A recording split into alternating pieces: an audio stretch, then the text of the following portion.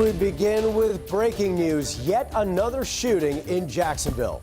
3 men have been shot in the Crystal Springs area. This is all happening on Normanwood Court.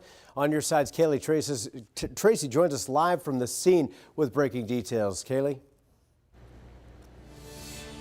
Yeah, Jeff, well, as you can see behind me now, the scene here pretty quiet. I'm going to step aside so you can see what I'm talking about. Crime scene tape and one JSO patrol car here now blocking off the street where we're told further down this road is the home where that shooting happened around 8:15 tonight. JFRD brought the men involved to the hospital where we're told they all have non-life-threatening injuries. Officers say they believe the victims and the suspect or suspects know each other, saying they may be family or friends. Officers do not have any suspect information right now. They say several rounds were fired, and they do have some witnesses they are speaking with, but are not sure what started that gunfire or if shots were fired inside, outside, or both inside and outside that home.